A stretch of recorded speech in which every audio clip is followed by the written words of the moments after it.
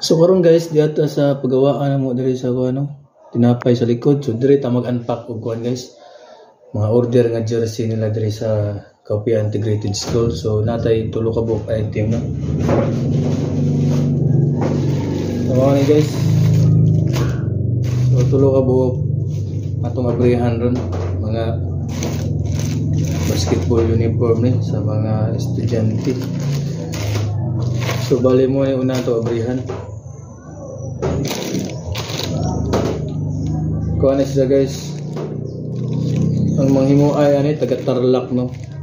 HG jersey sa His Grace. So shout out sa HG jersey sa His Grace. So ano ilang kuan. Ang ilang address guys sa mga gusto na yung pahimo no. Nasa Pampanga, Mabalacat. So mo na siya. So ito na yung tanaw no. Kung maabrihan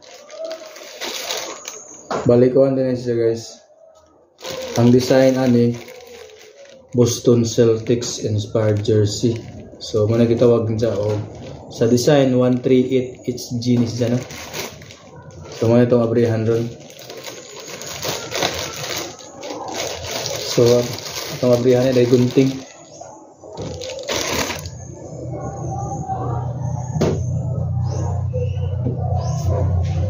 So dahil gunting pag abri no.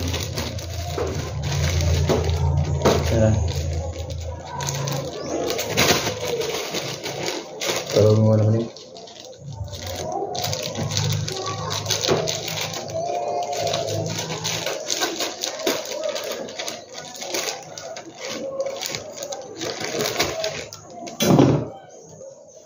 So na guys, nabrihan na to.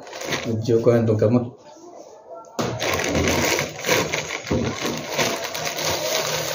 So man isuod no.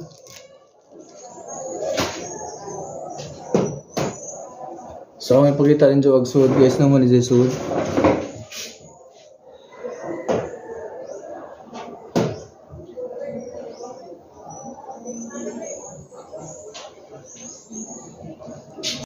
So mo na isang kuan.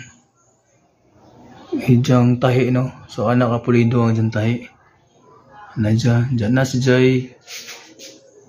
Pangalan sa tiluring. So mo na pangalan sa tiluring no. His Grace jersey. Mo na nakabutang H kay mo nilang logo sa store.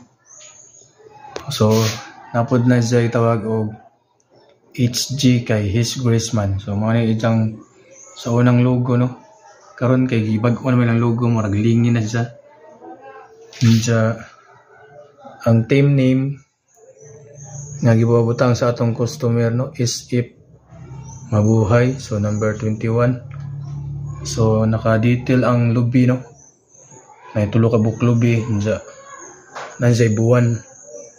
So ubos pod na pod siya mga murag triangle nga mga triangle nga kuan.